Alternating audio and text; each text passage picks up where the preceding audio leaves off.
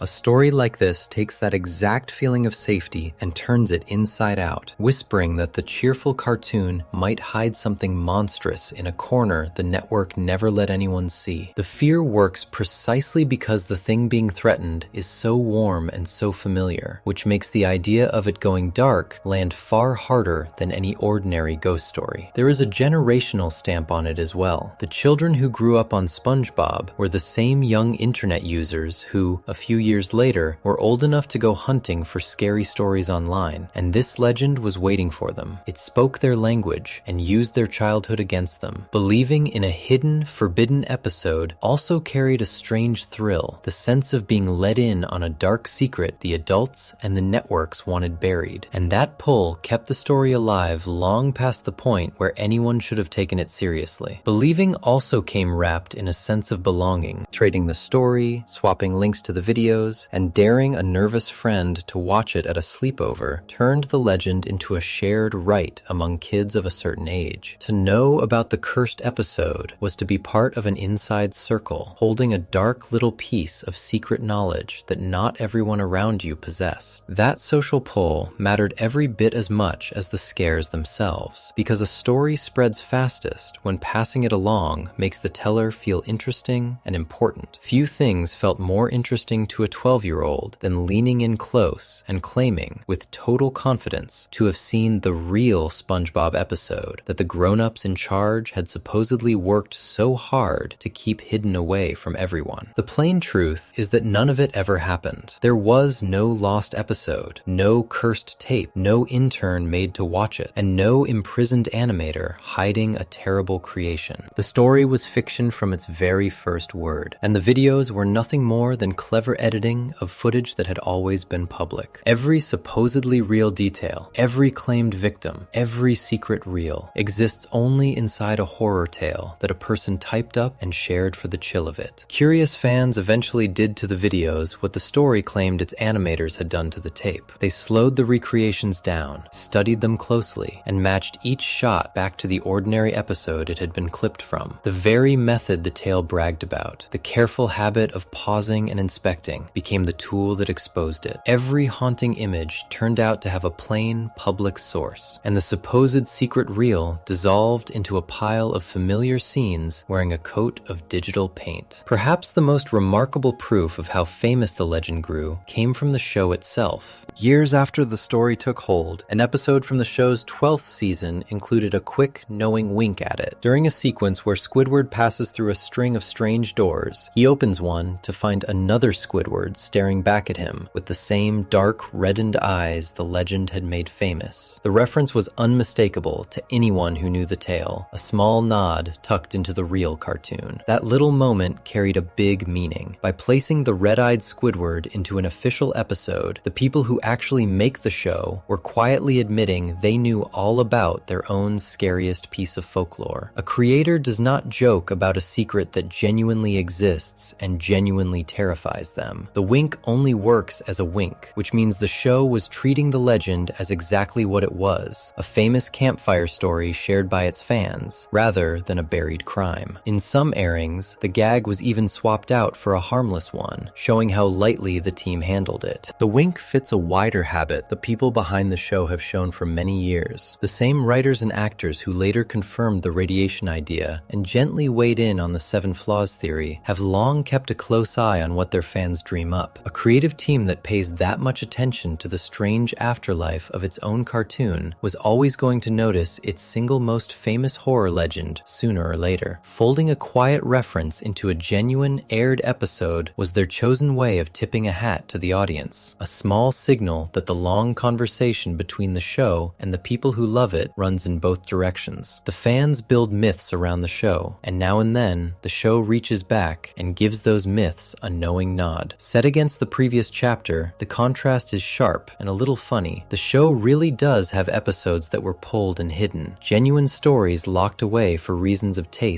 or timing. And yet the single most infamous hidden episode in its history is one that never existed, a ghost conjured entirely by fans, more talked about than many of the real buried ones. A legend with no footage, outlived and outshouted actual episodes that truly vanished from the schedule. The staying power of the story is its own quiet lesson. Long after it was shown to be fiction, long after the videos were exposed as edited fakes, the legend kept getting retold, because a good scary story rarely dies just because it is proven false. It had become folklore, a piece of shared internet myth passed from one curious kid to the next. The familiar pattern runs underneath it once more, a gentle, sunny surface with a dark shadow stretched behind it. Except this time, the shadow was painted entirely by the audience, rather than by anyone who made the show. Beyond SpongeBob alone, the legend helped shape an entire corner of internet storytelling. It stands among the small handful of tales that truly defined the lost episode genre and inspired a flood of imitators built around dozens of other beloved shows. Its success cemented a strange double life for the cheerful sponge, adored by day as the safest, sunniest comfort in all of children's television, and borrowed by night as raw material for some of the most unsettling fiction the web has ever produced. Very few characters have ever been stretched so far in two opposite directions at the very same time, loved and weaponized, soothing and frightening, all by the same enormous audience that grew up with him. The comfort and the horror grew from the very same roots. Before we move on, if you're enjoying this analysis, please consider subscribing. It helps the channel tremendously. For all the imaginary grief invented by anonymous storytellers, the show would eventually face a loss that was painfully real. The man who dreamed up Bikini Bottom, who poured his love of the ocean into every early frame, reached the end of his own story far too soon, and the way the world chose to mourn him kicked off a fresh wave of argument that no creepypasta could ever match for genuine feeling. Section 8. The Man Who Made the Sponge. The grief in the lost episode legend was invented, performed by strangers for a thrill on a quiet message board. A real loss was coming for the show, and it would carry a weight no horror story could fake. To understand why the death of one man shook so many people, and why the mourning curdled so quickly into argument, a person has to first understand who he was, and how deeply the cheerful little world of Bikini Bottom belonged to him alone. Steven Hillenburg did not begin his life pointed toward cartoons. His first love was the ocean, and he chased it seriously, studying marine science and the creatures that live along the shore. Before he ever worked in animation, he spent his days as a teacher, sharing his passion for sea life with students at a place dedicated to the ocean. He knew tide pools and reef animals the way most cartoonists know pencils and paper, and that knowledge would later soak into every frame of the show he became famous for. His education followed that same thread for a long time before it ever bent toward cartoons. He studied natural resource planning with a special focus on marine life at college, the path of a young man preparing for a career spent among tide charts, field notes, and saltwater, rather than storyboards and ink. The pull toward art, though, never once let go of him. After years of teaching, he went back to school all over again, this time to study animation, slowly blending the two very different halves of himself into one unusual set of skills. A person who deeply understood both real sea creatures and the patient craft of drawing was a genuinely rare thing to find. That odd, lucky combination is exactly what would later make his show feel so specific, so detailed, and so strangely strangely alive on the screen. That path from teacher to creator ran straight through his love of the sea. While teaching, he made a small educational comic about the creatures of the shoreline, a friendly guide meant to help kids understand the animals living between the rocks and the waves. Among its characters was an early sponge figure, the seed that would one day grow into SpongeBob himself. The whole show, in a real sense, started as a teaching tool from a man who simply wanted children to love the ocean as much as he did. He had used that little comic as a teaching aid, handing it out to students to spark their curiosity about the strange animals living along the shoreline. Long after he left the classroom behind, the idea quietly stuck with him, and when he finally set out to create a television show of his very own, he reached back and reshaped those early characters for a brand new audience. The educational roots never fully disappeared from the finished product. Beneath all the jokes, the chaos, and the silliness, the show still carried a soft and genuine affection for the real ocean and the honestly bizarre creatures that fill it. A teacher's love was hiding the whole time, inside a comedy, tucked under the laughs where most viewers never thought to look for it. When SpongeBob finally premiered in 1999, it exploded into something far bigger than anyone expected. The show became a worldwide giant, and with that success came pressure to push it harder, faster, and further. Hillenburg, protective of the thing he had built, stepped back from running the show for a stretch after the first movie, worried about stretching it too thin. Years later, he returned to guide it again, and through all of it, he kept a careful, fatherly grip on the tone and heart of his creation. The first movie was meant, in his own mind, to be a kind of ending, a neat and satisfying place to set the whole story down for good. The network felt very differently about that, and so the show rolled onward, without him at the helm for a number of years, while other talented people worked hard to keep it running. He eventually came back to help steer a second movie, and to guide the series once more, pulled again toward the strange and sunny world he could never quite bring himself to leave behind. That gentle tug of war between his wish to protect and finish the show and the network's hunger to keep it going forever would end up echoing very loudly in the days after he was finally gone. In 2017 came the news that changed everything. Hillenburg shared publicly that he had been diagnosed with a disease called ALS, a cruel illness that slowly steals a person's control over their own muscles. Over time, it makes moving, speaking, and even breathing harder and harder, and it has no known cure. He was honest about the diagnosis with the world, and in the same breath, he made clear that he intended to keep working on the show he loved for as long as his body would let him. The disease he named is also widely known as Lou Gehrig's disease, after the baseball player whose battle with it decades earlier brought it into the public eye. It remains one of the most feared diagnoses a person can receive, precisely because the mind often stays sharp and clear while the body slowly stops obeying it. Hillenburg's choice to speak openly about his illness, rather than hide it away, struck many people as quietly brave. He asked for understanding and made it plain that he wanted to keep creating, and that calm honesty in the face of something so frightening only deepened the affection people already felt for him. He held to that promise as best he could. Even as the illness advanced, Hillenburg stayed connected to the work, continuing to shape the world he had dreamed up decades earlier. The idea of him sitting with his creation while his strength faded gave the whole situation a quiet ache, the picture of an artist refusing to let go of the thing that had given his life its strange and wonderful shape. His dedication during those final stretches became part of how people would remember him. On the 26th of November in 2018, Steven Hillenburg died from the disease. He was only 57 years old, far too young by any measure. The news landed hard and traveled fast, and tributes poured in from every direction at once. The network that aired his show, the actors who voiced his characters, and millions of ordinary fans who had grown up in Bikini Bottom all reached out to mourn the gentle, ocean-loving man who had handed them so much joy. The tributes took countless different forms across the days that followed his passing. The network paused to honor him and aired special remembrances. The voice cast shared their heartbreak along with their gratitude, and fans all around the world filled the internet with drawings, memories, and quiet little thank yous. People recalled the many times the show had comforted them through lonely childhoods, dull afternoons, and genuinely difficult years of their lives. For one brief and unusual moment, the constant noise of the internet softened into something close to a shared funeral. All of that feeling pointed in a single direction, aimed squarely at a gentle man whom most of the people mourning him had never once actually met in person. All that grief made sense once a person remembered what the show had meant. For an entire generation, SpongeBob was woven into childhood childhood itself, a constant companion through ordinary afternoons and hard days alike. Losing the man behind it felt, to many, like losing a piece of their own younger years. That depth of feeling is exactly why the calm of morning did not last long, and why the months that followed turned tender sorrow into something far more heated. About half a year after his death, in 2019, the network announced its plans for the future of the franchise. Rather than letting the original show stand alone, the company revealed that it would expand the world of Bikini Bottom with brand new spin-off shows. The first of these was a prequel, built around the characters as young children at a summer camp, a fresh series spun off from the main show. More projects were promised to follow, signaling that the company saw SpongeBob as a whole universe to be grown, rather than a single show to be left in peace. The plans did not stop at a single prequel either. In the time that followed the first announcement, the company lined up still more series set inside the same world, including one built entirely around Patrick, and it leaned heavily on these new shows to help power its fast-growing streaming service. The strategy behind it all was clear enough to anyone watching. SpongeBob had become one of the single most valuable cartoon properties anywhere on the planet, and a property that valuable almost never gets quietly left alone to rest. To the company, expanding it further was simply smart and obvious business. To the grieving fans, that very same move looked instead like wringing a beloved show dry for every last drop it still held. A large slice of the fan base reacted with swift anger. To many viewers, launching new spin-offs only months after the creator's death felt cold, rushed, and driven by money rather than love. The timing struck them as the worst part. A man who had poured his soul into one careful show had barely been laid to rest, and already the company appeared eager to stretch his creation into new shapes he had never drawn himself. The grief was still fresh, and the announcement seemed to step right on top of it. The anger gained real weight when it came from inside the show's own family. A former showrunner, a man who had once led the series and worked closely with Hillenburg for years, spoke up publicly and said he believed Hillenburg would have hated the idea of these spin-offs. Coming from someone who had sat in the room and knew the creator's mind, that statement carried far more force than any random complaint online. It gave the fans' fury a kind of insider blessing, a sense that they were defending wishes the creator could no longer defend himself. Petitions sprang up, comment sections filled with outrage, and the argument spread across the internet. The heart of the complaint was loyalty. Fans felt they were standing guard over the memory and the intentions of a man who had treated his show with such obvious care. Expanding that show against what they believed were his wishes, and doing it so soon, looked to them like a betrayal dressed up as a celebration. For a while, the conversation around SpongeBob became less about the cartoon and more about respect for the person who made it. Through all the noise and the anger, the man sitting at the center of it was remembered as a quiet and deeply humble figure. By the accounts of nearly everyone who worked alongside him, Hillenburg was kind, a little shy, and far more interested in the actual work than in any kind of fame. His show collected armloads of awards over the years and ran for decades on end, and yet he never seemed to chase the bright spotlight that naturally came along with that success. That gentle, modest reputation only sharpened the protectiveness his fans felt. The louder and more openly commercial the fight over his legacy grew, the further it seemed to drift from the soft-spoken spirit of the very person it was all supposedly meant to be about. Underneath the outrage sat a belief that Hillenburg had wanted the show kept whole and self-contained. Over the years, he had built a reputation as a careful guardian of his creation, someone who resisted watering it down or spreading it too thin, and that reputation made it easy for fans to assume he would have opposed a fleet of spin-offs. The protectiveness was real and well documented. The leap from that protectiveness to certainty about how he would feel about every future project, however, was a step that not everyone was entitled to take. That uncertainty is where the story grows more complicated than the angriest posts admitted. Another longtime member of the show's crew, a person who had also worked alongside Hillenburg for many years, later pushed back on the simple version of events. According to him, Hillenburg had actually known about the camp prequel before he died, which would mean the project was not the secret betrayal it was being painted as. Two insiders, both close to the creator, offered two different pictures, and the truth sat somewhere in the murky middle, rather than in the clean story of a stolen legacy. The whole dispute opened a question that reaches far beyond one cartoon. When an artist who built something beloved passes away, who gets to decide what happens to it next? The company that owns the work has every legal right to keep making more, to grow it, to spin it into new shows and sell new toys. The fans, meanwhile, often feel a different kind of ownership, an emotional claim rooted in love and memory rather than contracts. Those two kinds of ownership do not always agree, and the fight over the spin-offs was one loud, public collision between them. History is crowded with the same uncomfortable situation playing out over and over. Beloved books, films, comic characters, and television shows have all carried on long after the people who first dreamed them up were gone, sometimes growing even richer, and sometimes quietly losing the special spark that once made them matter. Audiences tend to want the work frozen forever in the exact shape its maker left it, while the companies that hold the rights see a wide open road stretching ahead of them. There is no clean and tidy answer to which side happens to be correct, because both of them are honestly chasing something real. One side is guarding a feeling and a memory. The other is guarding a business and a future, and the two simply want very different things